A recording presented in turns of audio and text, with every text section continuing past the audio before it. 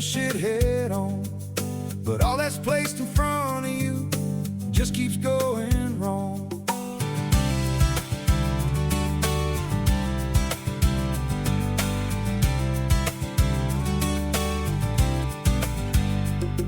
If it's something in the water, or you brought it on yourself, you gotta take the bad things and put them on a shelf.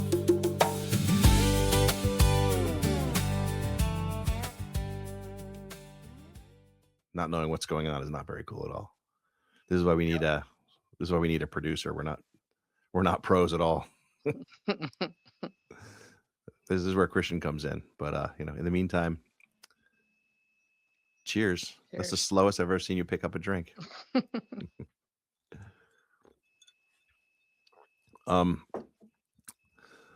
So first things first, and I know I just did it. I'm going to try very hard to way less than I ummed last episode. Like we said, we're still figuring it out, so I'm gonna probably several more times, but I am aware and I'm working on it, and I am not a public speaker. I almost just did it. See, I caught myself. I'm a work in progress.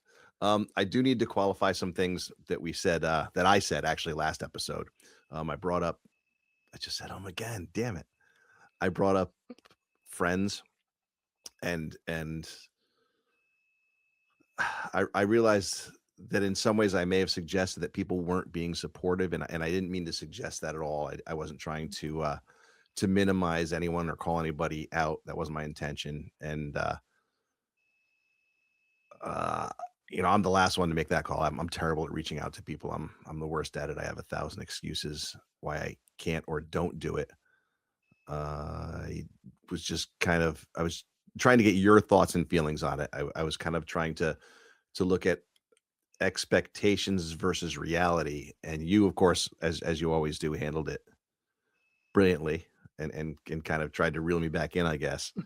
I guess my point was to kind of bring up what people expect their friends to do in situations like that, or how they expect them to respond to what you're going through, when they could all be doing podcasts of their own with their own problems and their own issues. And even though they're your friends or even your family to a large degree, they've all got their own shit going on, good, bad, indifferent, whatever it is that they've got going on. They're not sitting around all day thinking about us.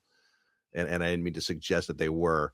I really just kind of wanted to get an opinion on how you thought things were, and kind of open up a dialogue on, like I said, expectation versus reality. I'm glad you brought this up, because as you saw in the last show, I said it 100 times. They have shit going on. But in response to that, I also didn't reach out to them because I have my shit. So that's how I get. They don't reach out because they have their own shit. And I didn't reach out to them either. So Yeah, because people got shit. We got things going on and we're trying to figure it out. And I know they're there if and when I need them with no questions asked. So yeah. So again, I wasn't trying to belittle or besmirch. I was just trying to open up a dialogue and kind of analyze the situation that, as it was. But in any case, we'll make mistakes as we go, and we'll do things like that. And, just like in real life. And when we do, we'll cop to them and we'll try to make them right, because we're, like our tagline, we're doing this in real time. This is the Forward Project. So in starting this episode, I don't want to dwell. So really the catalyst for this whole podcast was kind of your job loss and the shock of that, and then kind of open up this idea to this bigger picture that we have of just kind of dealing with everything that you deal with as you get older and things change. And so I don't want to dwell on the whole job thing all the time, but because it's opening up kind of in real time, I want to certainly address it as it happens and as things go forward. It's not really the point of the project, despite being the catalyst. It's kind of the jumping off point. So it's topical now. Hopefully we'll get past it and and resolve it and be able to do things that are, sometimes a little more happy, sometimes maybe sadder, just real life stuff, not just dwelling on the one subject. But I do want to touch briefly on where you are with that, where we are with that. I should say, I shouldn't just put it to you, and then move on to something else. So I guess so. You got a response I got a response quickly after I submitted my resume, and I got a response within 2 days saying they wanted to do a call interview. after after. Actually, it wasn't a call interview. Just I being not going through something like this in this process. He just said, "I want to set up for a quick chat," and I thought he was just gonna do a quick chat, and it was a little more than that. So Mhm. And I mean, like you said, you had put out 10, 12, 15 resumes before that and heard nothing from any of them until this one. nothing. And I guess the kind of ironic thing about this one, without I don't want to, discuss who or where or anything, but it's a company that you had wanted to work for before. It's a company with a very good reputation in our area. Yes. They fudge. There's an they they they didn't have any openings that you saw that met your qualifications, so you applied for a low level job, What I hoping thought was a low level. I don't hoping know if it's I don't know if it's hoping low to get level. an entry level job there. Yeah, so I mean, just to get your foot in the door. Yeah. They responded with pretty much, "We're looking at your resume. Well, what were you thinking?"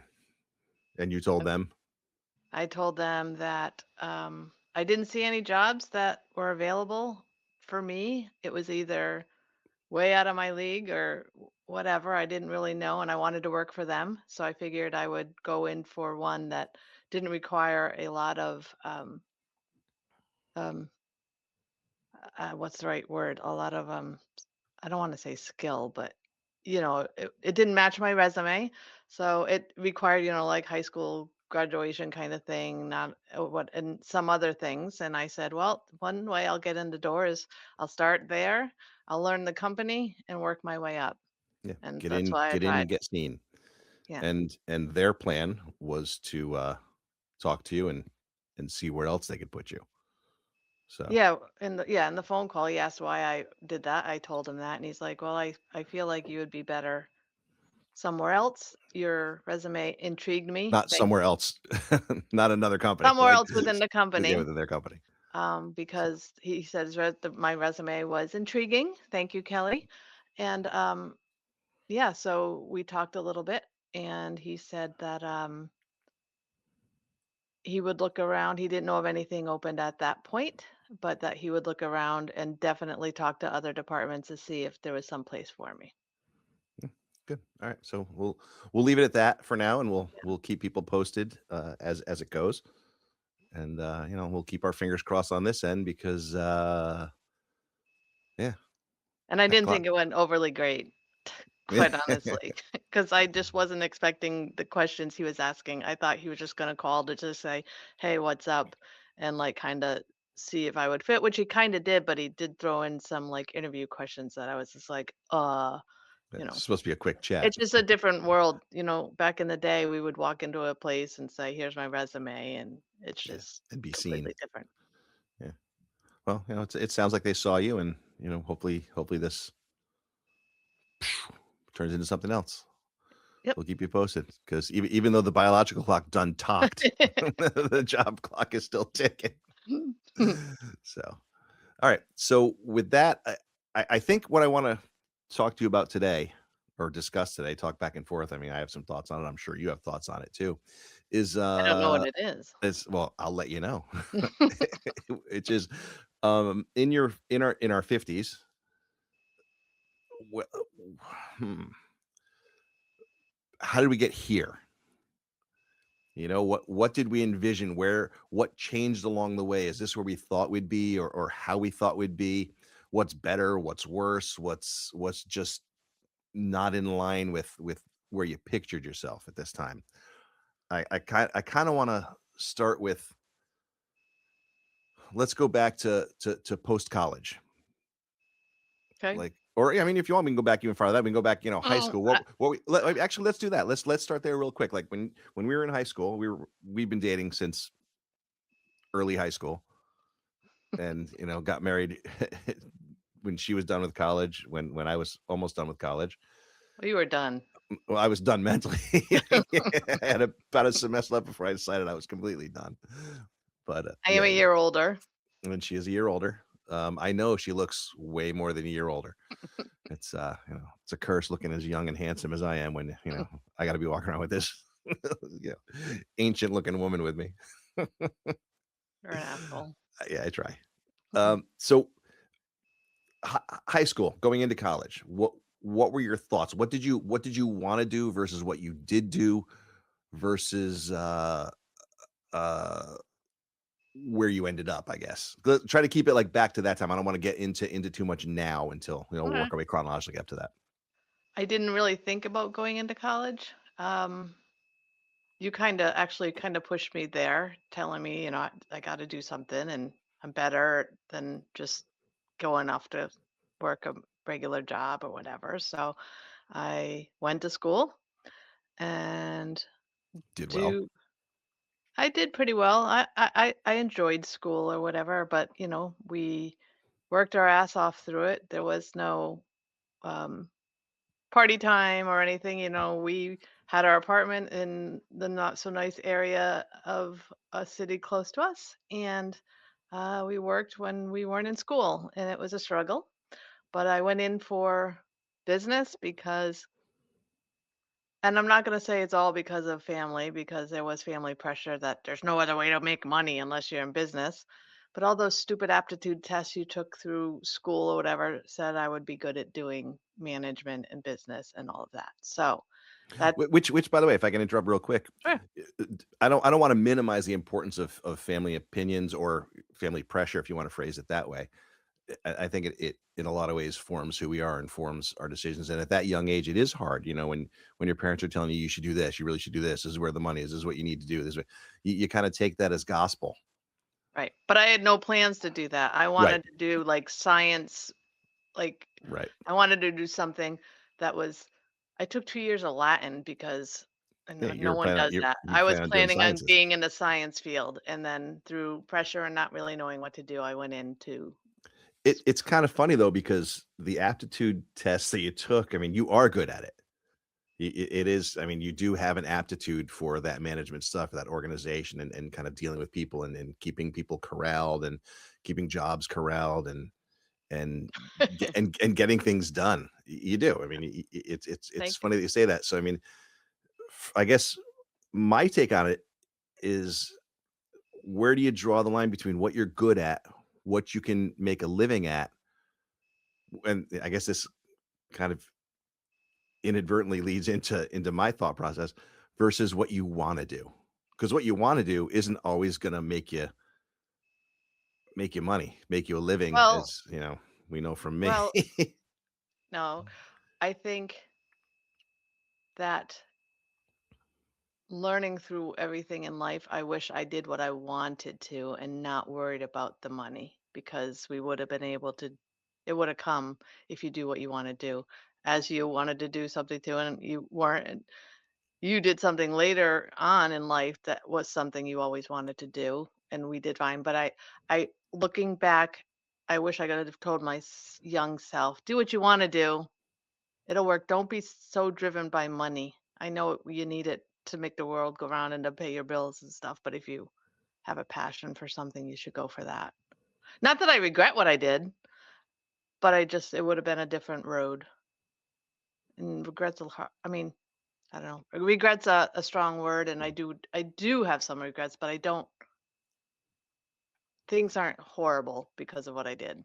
I also think too that what we did to further to get ourselves through college, or to get you through college, to get me to waste all that money, what we had to do for jobs, the jobs we had to take in that time period to get us through that, also shaped us a lot. I mean, we both Yeah, ended up in retail. We both ended up in management positions.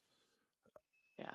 We became good at it because, well, first of all, we both have pretty strong work ethics. So we both ended up going to college for business. You were management, I was marketing. We both did. I mean, when I was in the game, it's the same as my work ethic. I had to do well while I was there. I did get burned out. At one point, I was working 2 jobs and going to school. I was working a full-time job, a part-time job, going to school full-time, and, that certainly didn't help me. And we were living on Burn our own in an and we were living apartment our own. So, yeah, we trying to didn't we make yeah, right, we didn't have help.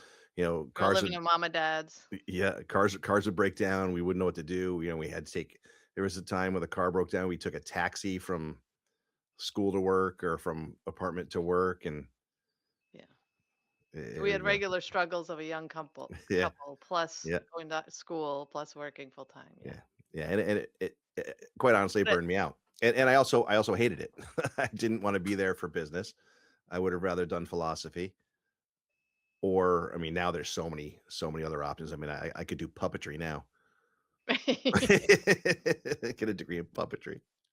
That's great. Shortly after I graduated, University of Bridgeport came up with a martial arts degree, right. which is what I had wanted to do. I mean, I had been studying since early high school, and that's what I wanted to be when I grew up. And I remember getting my hair cut for I think your junior prom, and she's like, "Yeah, so what are you gonna do after you get out of school?" I'm like, "Well," I said, "I got a couple years." I said, "But I want to open a martial arts school." She's like, "Don't you need to take martial arts to do that?" I'm like, "Yeah, I do. Yeah, I do." I'm not opening it tomorrow. It's years down the road. Um, and I knew I also didn't need a college degree for that. I knew the things that I had learned in college would be valuable for that, but I didn't need the degree. So I And you wanted certainly to prove that. I wanted to prove that. Yeah, which go me, idiot. uh, yeah, it just it didn't fit my plan. It seemed like a waste of time and money to me to be doing that. So I kind of took the skills that I needed and focused on those. But it was also And back in the time when we were able to pay as we went. That oh yeah, sounds you crazy, I yeah, know, but yeah. we didn't have anything over our head when we came out. We Yeah, we're not went those people who look at our kids and we're like, we did it, you can do it. It's a whole different world. right. Yeah. It's crazy. So, all right, so we work we're now like a lot of people who get into retail. Now we're stuck in this retail loop where you can't get out of it because it's not really a high enough level job to move on to something else. I don't know how you segue the way you did. You got out. I'm still kind of in it in a different way. But I mean, you can get into management, you get into area management. My brother's done well in retail. It's just not my bag. But once you're in it, where do you go? How do you How get do you get out? out? I mean, we were like I said, we both got into places where they were what's the word I'm thinking of? They were growing companies. They needed people, so we got in at good times. We work hard. We're relatively intelligent people. We're not super smart people. We're relatively intelligent people. We learn things pretty quickly. Like I said, we ended up in management positions and have in almost every job we've ever had. We kind of land these roles early and quick and kind of build ourselves up from there.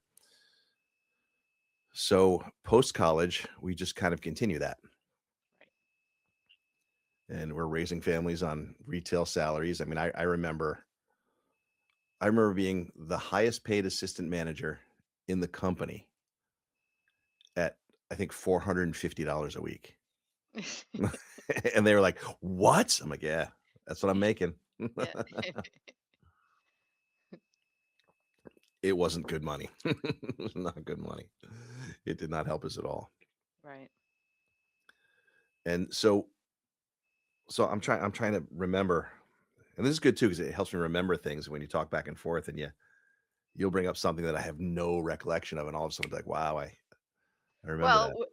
I graduated and I was working for a company and I remember to this day, the quote, he's like, "What are you going to do now? Because you're going to have so much time on your hand." Because I was just constantly going school 8 to 12, work 12:30 to 9:30, and it was every day and everything. And he's like, "What are you going to do?" Well, I graduated in May and we got married in August, and I got pregnant the following April. So there you go. And now we have a family started. Yeah, and still young. I mean, we were still young. Yeah, Yeah. yeah. I was 23 years old when my son was born. Oh, 23 when he was born. Yeah. Yeah. Yeah. We got married and you were 22 and I was 21. Yeah. Yeah. Yep. And yeah, we chose to have kids young, and that's what we did. Yeah. So where did you think we'd be by 50, or at what point did you think we'd be kind of I guess for lack of a better word, coasting? By now, definitely. Yeah. Definitely. I didn't think there would be a struggle of what the hell is going on and what's next. So I don't think, but I never really thought about that. I just went with it. I didn't think, you know, I'm retiring at 62, or, I never thought like that. I don't know if you did. Um, I just kind of went with what more I lived more day to day rather than thinking out. So you'd had no. I had no plan. No. I was just doing it. But I didn't think I'd have to work until I was 75 years old. But, Oh, that's back cute. when 75? You're yeah, optimistic. back when we were younger, that was old. Yeah. Now Yeah. it's not so old. So, yeah, I didn't have a plan. Did you? Yeah. Not thinking now, but Yeah. back Oh yeah, no, when no. we were I younger? definitely had a plan. My plan was to open my business, expand my business, and eventually step back, let the kids run it, split it with them, give them their cuts, give them their shares. I would, take my administrative pay and, do my administrative things and maybe handle the business end of it, ease myself out of the day-to-day operations and then hopefully do something else. Didn't really think about what. Yeah. You know me. I mean, I'm an artistic person but with no discernible artistic talents. I'm an artist without a medium. Yeah. And so basically, But I think that also put us in a different spot than where we should have been because there was no plan. well, I think too, though, I think so. I opened a martial arts school when I was 30, 30. Yeah. Yeah, 30. Yeah, 2001. I had been teaching in another school for a couple of years before that while I was working another full-time job. I seem to always find my way into working two jobs all the time. But I opened a martial arts school within what, 4 years, 5 years. We were able to buy a house. I was able to open a second school. So in the same year that we were buying a house, I was opening my second school and I was doubling the size of my first school. So we were doing pretty well. And I was still working for the And man. you were still working for the man. Well, yeah. And I used to joke with you. I said, "Well, develop a marketable skill." And how has that worked out for me now, all these years later? So yeah, so for a lot of years we did, and that was kind of my vision happening in real time, and that was an exciting time. It was a scary time. Opening the first school wasn't really scary. I did it with, I mean, I'm telling it to people because I know you were there, but we did a tag sale. We had an apartment at the time. I did a tag sale. I was able to rent a space literally Walking distance. literally a block away from our apartment, and I could walk up to the business every day. So I had a motorcycle that I sold. I sold a pickup truck. I sold the You stools sold we were anything sitting that on. wasn't yeah, Yeah, anything that wasn't yeah, locked yeah. down. We were at the tag sale and we're sitting on a stool, and I had gotten up to show somebody something, and somebody's like, "How much for the stool?" And I'm like, $10. I got 3 more inside. And I sold them all the stools. They were our stools. They were our seats for the house. I just sold them. Right. Um, just to get that school open. And that was a nice small 800-foot school. It was tight. Water would come up through the side of the building, flooded the floors. Oh, What a but don't mess. forget, during that time was the day before September 11th, Yep. Yep. 2001. I opened my school September 10th, 2001. Right. Yeah. So life was crazy. Um, yeah, and we had another event happen shortly after you opened it, within a couple months. And You feel comfortable talking about it, or? I'm more talking about I got lost my job. Let's go there first. Oh, that you're talking about that one. Well, Well, we had two things going. yeah. Yes. simultaneously. So So if I you don't don't care. We mind, can. I know you won't So we talk can. about We it. So can. I'll talk. So we opened it September 10th. Of course, I didn't open it September 10th because the town didn't process paperwork they were supposed to process. So I had to rush down there, and that is the only time I've gotten pulled over for speeding. I did not get a ticket. The guy's like, just drive careful. I understand. Because I'm like, I'm trying to open my business. It was supposed to open today. I can't. The town just told me that I needed something that they didn't process. Yep. So, Yep. so that happened. Got it all squared away. So technically, I didn't open until September 11th, and then Right. that day was like a Okay. wash. So But before you were in that, my job, I was in a really good job yeah, you're doing that very well. I was doing very well, and was a key person, or I thought I was a key person in um, the company I was working for. Yeah, you were supposed to be an owner. You were told several times Correct. you were going to be an owner. They were going to take you on as a partner. You worked you worked a lot, especially during the summer. Yeah, I Which kind of had two jobs yeah, within within them. the same company. Yeah. You were multitasking, but you were well compensated for it. Yes. You did pretty well. So come November, at this point, it's 2001. We have our two boys. Bobby's pregnant again. She went and got herself knocked up, so she's pregnant again.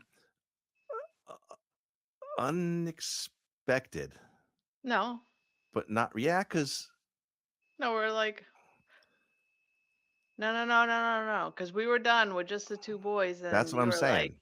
but then you were like, do you want another one? And yeah, so we just like, okay. Unexpected is the wrong word. It wasn't a mistake. It wasn't a That noob. was not It a wasn't mistake. a No. It was just it wasn't. We were done. It had been a while since the boys. Yep. I mean, it had been 4 or 5 years. I'm not good at math. 5 years Yeah. since our now middle one was born, and we had talked about it and kind of decided that we were probably done.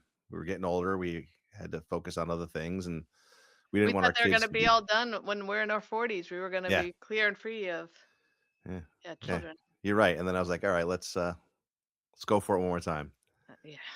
and we did, and it worked. And but unfortunately, by November, Bobby suffered a pretty bad miscarriage. Ended up in the hospital with internal bleeding, and almost didn't make it out. I remember I kind of knew what was going on when the doctor came out, and I remember the moment. I don't remember what he said word for word, but I remember the moment vividly. Like I can perfectly visualize it when he came out, and he basically said it's in her hands now. She's got to decide, you know, whether she's going to come out, which was really scary. She had lost a lot of blood, and I almost lost her back then, and it was not good times. So that was shortly before Thanksgiving. Yeah. Yeah, like mid-November, I think. And so she's in the hospital for a few days, comes out, pretty much supposed to be on bed rest, not moving. And within, I don't know, a day or two after that, she's back at work because she was focused and dedicated and, A lot wanted to make going sure it on. wasn't going to fall apart. And, she liked the money. And you'll have to give the timeline for me because I don't remember the exact timeline. Oh, I don't know the timeline. I just remember the doctor calling me and being like, "Why are you working? You have to get your blood count back up." Yeah. And I said, "I'm not doing anything. I'm just checking on to make sure everything's working and everything's running." Because I had a lot of things uh, going on in different areas throughout the state and multiple states that I had to keep an eye on. So at some point between Thanksgiving and Christmas, she gets a call from her boss. Come down to the office, got to talk to you. He's like, yeah. She goes, I'm gonna be a little bit late. She calls me, I'm gonna be a little late. I gotta go down and talk to no Him. name, Yeah. him. And I And you, jokingly said, yeah, well, what if they let you go? Ha ha ha. She was key. She was very integral to this place. People from other countries came over to talk to Bobby about how to open this business where they are. How do you run it? How do you do your things here? You guys are the most successful in the country. We're looking to expand it. How do you do what you do? So she's very, very important to the plan. So she says, "They're not gonna fire me." And knew they weren't going to because haha, funny, funny. It was a joke. I get a phone call from her later and she's in tears. She says, "I don't have a job. They just fired me." And he literally took her into the office and he said to her, "I can either pay you or I can keep the money for myself." And he goes, "And I'm going to Wonder keep it myself." And they gave her a job to somebody else. Well, no, they broke it all up. Well, they broke up. Yeah, they gave it to multiple people and paid them almost nothing. Yeah. And yeah, and that's where we ended up. And the only good thing about that is shortly after that, they started losing all the satellite businesses that you were running one at a time. Right. And within actually just, I mean, not too many years after that, they went out of business completely. Yes. So I Darn. guess that's what you get. Karma. Yep. Yeah.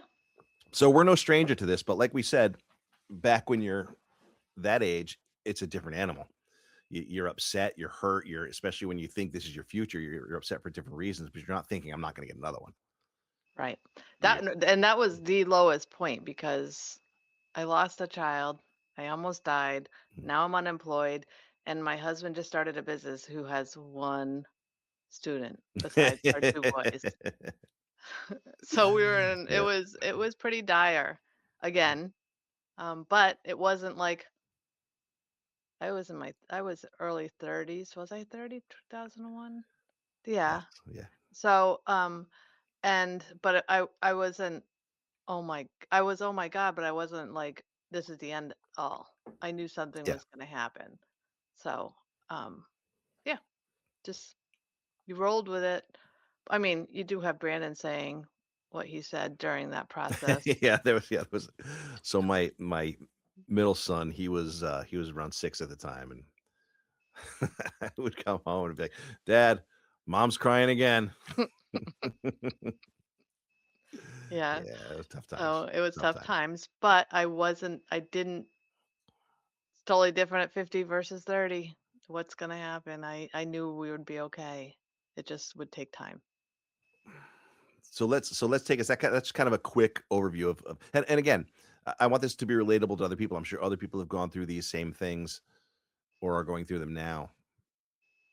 And you get through them. And I guess, 2 weeks ago when this happened with Bobby, and even to some degree now, you're thinking, how are we going to get out of this? How are we going to get out of this? History shows you'll get out of it.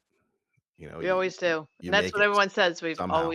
We've always Yeah, made it work. we've always climbed out somehow. And Yeah. I don't know, we're humans are a lot more resilient than we're given credit for, or we give ourselves credit for. So, so talk about your career shifts. So you were Hmm. you were in retail management, as was I. I then shifted to driving a truck and doing supermarket deliveries, and not DoorDash supermarket deliveries. I was delivering to supermarkets. Um, and then I opened my school. I taught for somebody else for a little while, and then I opened my school, and that was 17, 18 years of my life. Almost 20. It was a Yep. wonderful time. It was awesome. So that That's where we made all our friends, yeah, that was our it was a good closest run. friends. We weren't hugely successful. We did Mm. well. I ended up, so we talked about the 2 schools. I opened the second school within, I think, a year and a half of opening that school. I doubled the size of that school as well. And we were, we had Wait, 2 who taught schools, 2 there? towns. I don't know. I hired some lady, some blonde chick. Bobby helped with that one, which was very nice. She stepped up to the plate. We were, and again, I was supposed to be setting that up for my oldest boy, and then once he had that one running, I was supposed to open a third one. That's my other kid, but you can't make your kids do things they don't want to do. They loved the martial arts. They trained their whole lives. They didn't have a choice. That was our one thing that we did make them do, to the extent that we told them they had to do it. Once we did it, I mean, it was part of their lives. They didn't, they would complain like any other kid complains about going to dance on the day they don't want to do it, but they all love doing it. I mean, we were a family there as well as here, and it was just what we did. Yeah. But it wasn't what he wanted to do for a living, and so I respected that. Yep. So, so you were in retail at the time, and then was that your? I'm trying to think back. Was that your trans? No, that wasn't really your transition out because you actually you worked for your dad a little bit. I was in retail Yep. and then in a family business. I seem to always get drawn into family businesses. Um, a brother's business failed that he was running, so he came into the business with his brother that I was working at and kind of came in there and took over. That's a whole nother topic of how that Yeah. went. That was the first job. Um, That was back when we were in college, going and yes, and shortly after. yes, and then I left there because it was horrible. I mean, I was the manager, but I couldn't tell anyone because Mm. it would offend one of his employees from his other business. So it was kind of crazy. So then I ended up leaving there to go work for my dad for a little bit, which was in retail. And I got pregnant. Um, and so it made it kind of easy to work there and being pregnant and everything. And then where'd I go from there? I went to the company that wanted the money for themselves. Brandon was born through there. And then when I left there, I think I might have worked for my dad a little bit again so we could make some money, um, have money in there. And then from there, when he let me go, I had a guy who was trying to get me to work for him was constantly calling me and saying, "Come, work for me." But I really loved my job at the last job, and I said no. And then the day I lost, I called him, and he goes, send me what you did. And I did, where I literally wrote on a piece of paper. It was not a resume. We didn't, it was just like, I think I faxed it to him, and I just was like, give all the key. So I got a call from their recruiter, and he literally had the paper that I like scribbled It's to him what I did. like these So guys in Hollywood writing a script on a napkin. right. So I worked there, but I worked there for about it might have been a year. I was the highest paid ops manager in the company in the area.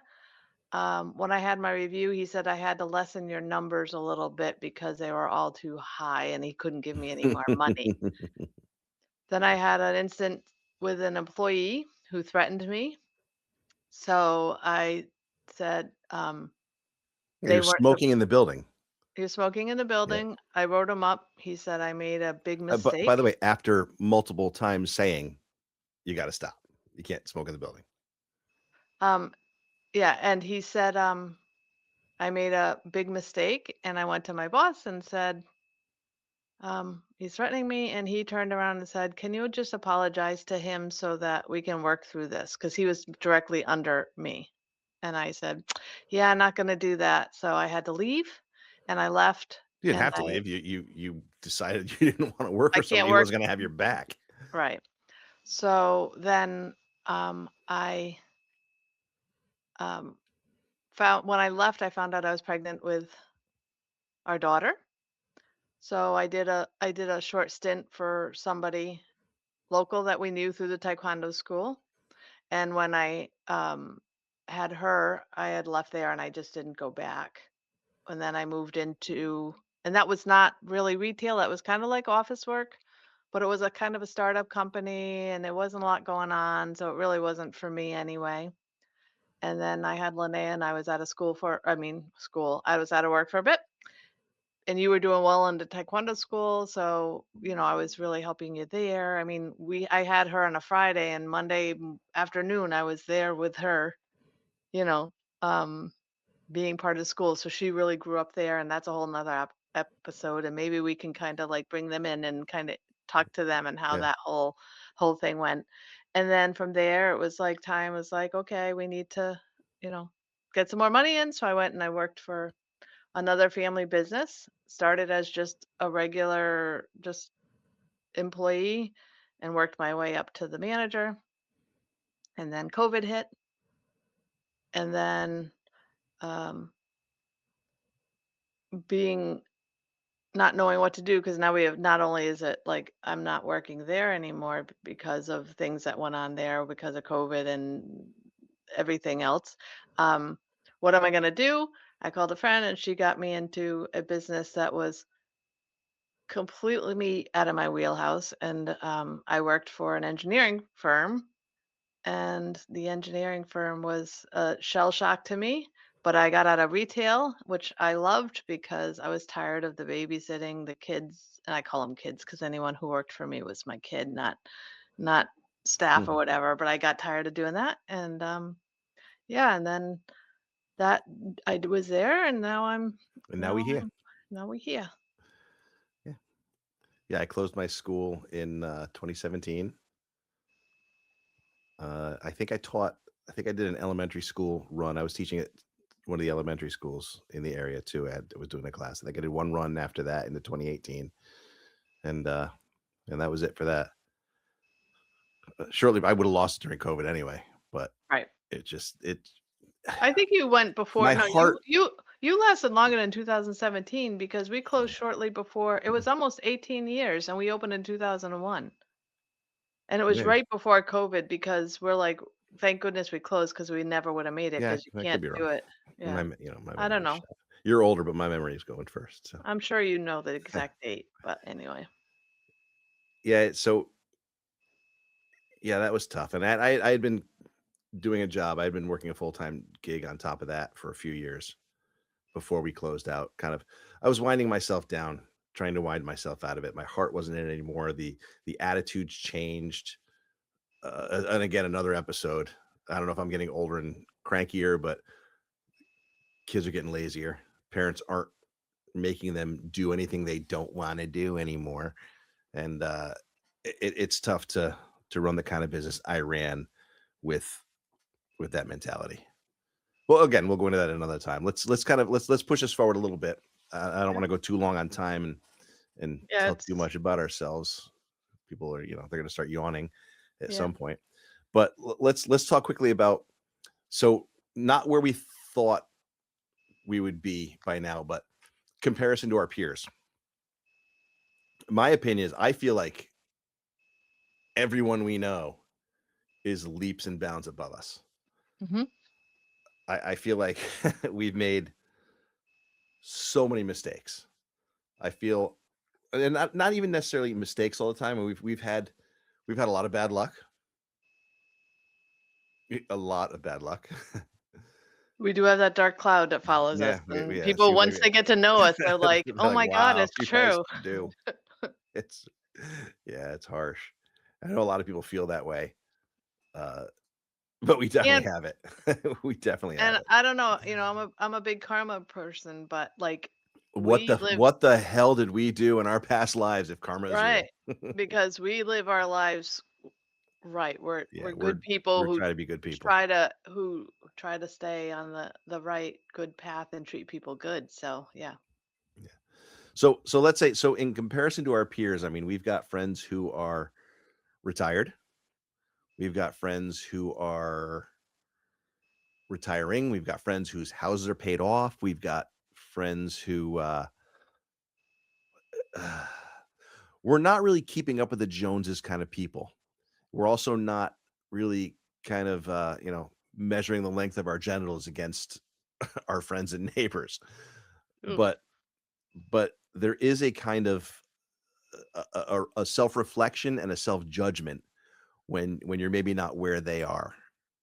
Yes. You know what I mean? We're by no means poor. I think we struggle quite a bit. But we've always struggled. We So what's Yeah, so maybe it doesn't feel the same to us. you know, Retirement's probably not going to happen unless a miracle happens. But so it's hard not to judge yourself in comparison to other people, but I don't mean that in any kind of way. Like, I don't frown on a lot of people, like, all they talk about their money or the I don't begrudge my friends and neighbors anything that they've worked for. And I never want them to feel like that because we're not doing as well, that they shouldn't talk about it or they shouldn't uh, uh, tell us about it or have fun and share that fun with us, by telling us about it. But there's I think a quiet disappointment to me in myself where I question what could I have done differently. The only thing that keeps me going, and you can't pay a mortgage or feed your family on it, but I always I always stayed true to me. Right. I always worked hard. Could I have done things differently? I of course. I mean, you can always do things differently. I don't know that I have regrets. I have these If we uh, did uh things different. yeah, I have these mental instances of awareness of what I could have done differently. I don't consider them failures for the most part. Everybody's got regrets. Everybody's got failures that shoulda, woulda, coulda. Hindsight's always 2020. You don't know in the moment. So I don't regret choices I made. I don't regret opening the school. I don't regret closing the school. I don't regret most of what happened. But I do have this there's not even a word for it, I don't think. A disappointment in myself that I'm not where we thought we would be. I'm not where I wanted to be for us. And as a husband, I'm upset that you've had to work at all. And I know that's a primitive concept of the I am too. yeah, yeah, yeah. I know you tell me all the time. Be a man. Wow. Yeah, it's tough. It's tough. You want to take care of your family the best that you can. I look back and I'm like, I wish we could have done this. I wish we could have done that. But then, you look at our family pictures and, we're in Disney like 4 or 5 times when they were kids. Right. We went on a unplanned 10-day road trip, Six Flags season passes. We would go every day during the summer. When I had the school, I owning your business is not working a couple hours a day. I only had to be there a couple hours a day. So I had a lot of flex time when I had my own business. So I took the kids, we had bowling passes where it cost me like $40 for each of them for the entire summer. And then actually, I don't think it was $40. I think it was probably like $10 for each of them. I think $40 for me. And you could bowl 2 games a day every day for the entire summer. And every game after that was $1. So once I paid that bulk, we could bowl 6 games and it would cost me what, $12. Right. And Linnea wouldn't bowl the games after the first 2. So it was literally me and Brandon doing $8. And Right. we were there all the time. All the Brand's a hell of a bowler now. I'm still terrible. I don't know how I didn't get any better. But my choices allowed me to do those things and allowed us to spend time with our kids and raise our kids. And they were never in daycare. They were No. always with us. We were there for first steps, first words, first solid foods. 2 months before the doctor said we could feed him solid foods. Uh, we were able to do that. So I don't have those regrets. I guess all of my thoughts go to financials. I'm a financial disappointment in myself, but Because also, we don't live life for the money. but You that know, also that also I think speaks to education. Like, yeah, you're right. We don't live life for the money. We don't care about money mm-mm. in the way that a lot of people care about money. We care about money as a way. Like somebody once asked me, it's like, how much would you to need to be okay? Like, how much would you need to be okay? And people are like, I need like $3 million. I need $2 million. We need way less than that. I don't need to pay off my house. I don't mind paying a mortgage. There's a lot of other things that I want to pay off. I don't want to struggle. Would I love to be able to quit my job? Yeah, but that's not need. That's want. What do I need? I need to not struggle. I Right. need to not, shit. If I'm sick next week, I don't get paid. We're screwed. That's what I need. Right. For But personal mental health.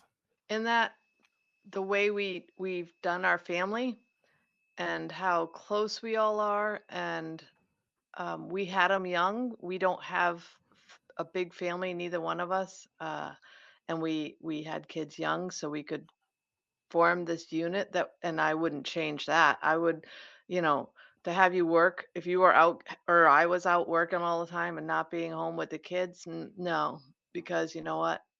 We're and everybody's close. I get that. Everybody has good families or whatever, but we didn't sacrifice our family to make money. Not everybody has good close families. We're not close with our families, really. Right, but I I'm mean, we're talking not. like I mean, our immediate family are, but we're not close with right, which is why parents, we brothers, wanted sisters. right, I mean, right. I've got a pretty decent relationship with one of my brothers. I have a strange relationship with another one of my brothers who I love dearly, and I know he loves me dearly. And when we talk, we're fine, but there's something there. There's something in between That's us. a whole nother show. That's all. That's a whole nother job. And I talk to some of my so yeah, my whole family things. That's a whole other conversation for a whole other show. We'll go into that another time. But I guess we can take heart in the fact that our kids are doing okay. Like both of our boys are They're married. doing They both great. they both have houses. They both own houses. My daughter is just out of college. She has 2 cars because she wants to that she paid for herself. Um, they're hard workers. They we've done right by them. Unfortunately, they're not hard enough workers where they can, afford to take care of us. So, at the same time, fuck them. But, Right. you never want to be a burden on your kids anyway. But I guess I just thought we'd be further along, and I thought that things would be more secure for us. That is definitely true because I did tell you. I mean, I come from a family who had good times and bad times, and the bad times were bad, and I said I would never live like that, which we never did. You didn't, but I know what you're thinking. I'm sorry, I don't mean to step on No, what go you're ahead. saying, but I understand it because it almost feels like, yeah, we're not there, but we're hovering over it. Right. We had the struggles, and I never wanted those struggles for my family, but yet we also didn't hide it from our kids so our kids could face life and they get it because we allowed them to see how we were living and what we were going through, so they were prepared for life, and I think that was an important part of so things could have gone differently and we could have waited to have kids for 10 years and worked and put a bunch of money in the bank, but we didn't. We had kids young and they rode the ride with us and they get it, and now I know that they're going to be okay because they experienced everything that we did. So, and quite frankly, you put a lot of pressure on yourself as an adult where you think you should have it all figured out, and nobody's got it figured out. Even people, like I said, we've got friends that are retired. We got friends that seem like they've got it all in the ball, but they don't have it figured out either. There's just as many things going on in their head. They're just different things. So, I mean, everybody's got their struggles, and I think you end up right where you're supposed to be, even if it's not where you expected to be. Yeah, everybody has a path. Um, I think you can change that path, and that's the whole, needle and thread that we can discuss another time too. But you're destined for something, but I think you can change your destiny. But I think we're okay, and we're where we're supposed to be. Yeah, yeah. I think one to kind of start to wind it down a little bit is, yeah, we're 50, and I'll say it, I'm 55. Bobby is 65. I already said I'm a year older, so I'm Oh, okay. All right. 56. Sorry. 56. 66? 56. She's 56. Um, there's still time. It doesn't feel like it. And you might have to move a little bit faster when your body wants to move a little bit slower, but there's still time. And if anybody is listening to this and you're younger, and this is something I tell my kids, when I was 30, like I thought long and hard about opening that school when I was 30, because when you're 30, man, you think, how am I supposed to do this? I've got responsibilities, I've got bills, how do I start my own business? And I literally had to just put that out of my head and just do it. But my initial thought was, I'm old. How am I going to do this at 30? I'm 30 years old. How am I going to do this at 30? I don't think it was just old. You had a lot of responsibilities, 2 We had a lot kids. of, yeah, but even so, you're like, you're 30 years old, and you're like, I can't start something new at 30. You can, you can, And I'm you starting can. something new. Now we're starting Yeah, something new yeah. in In our our in 50s. in our 50s, we're we're trying to reset and restart, and God willing, it's still a lot of time. It's still a lot of time. I mean, if you even think about it this way, you hold a job. I mean, what's the longest job you held? 13 years, 16 years? Yeah. Yeah. You still have easily 16 years Right. But I'm to also hit where you want to be. But I'm also a proponent of I live in in today, which you hate because I'm like I don't because you're more I'm the planner, but yet I live for the moment in the day and I don't care about a lot of things that that well that's probably why we are where we are. But I didn't want to tell life you, life it's all can your fault. things can change quickly in a drop of a hat. Yeah, which I'm coming around to, Yeah. but at the same time, I still need to, you know, I look forward to that day where we're done, where we can enjoy lives. You Yes. work now until you're 75, and you die when you're 80. Oh my God. Yeah, I know it's terrible. It's a terrible thought, but it's real. But anyway, I guess the big takeaway is that I, I'm trying not to feel stuck anymore. I'm trying to feel like we're kind of mid process. We're still getting there. We're not stuck in this rut. We're We're you know moving forward. moving forward. Yeah, in real time. So I guess I guess that's a good place to call it for this episode. I, I I think so. I don't know how well we stayed on topic, but I think we gave people a little bit of idea of who we are and what we've gone through, and I think I'm sure there's some crossover for some people where they can relate to it, even if they're you know on either side of where we are, not necessarily where we are. Yeah. Um, And we're still just trying to figure it out. yeah, I mean, hopefully people are sticking through and listening, and if not, it'll be a good therapy for the 2 of us to that's right. to sit back and talk. That's right. Yeah. If you like what we're doing, give us a shout out on our socials. You can catch us on anywhere you can listen to podcasts. We'll be on YouTube. Um, look out for Two Good Christians. That's my other podcast with my son and my brother, and we'll be dropping new episodes of that. Hopefully weekly. We're gonna try to stay to a nice weekly schedule with it, but at our age, things doesn't always work out the way you want it to, as we discussed. Anything you want to plug, Bob? Your mouth? No, I'm Yeah. sorry. No, no, I'm good. We're good. Just keep listening, and the Forward Project is who we are. All right. Thanks for listening, everybody. Bye. This is the Forward Project.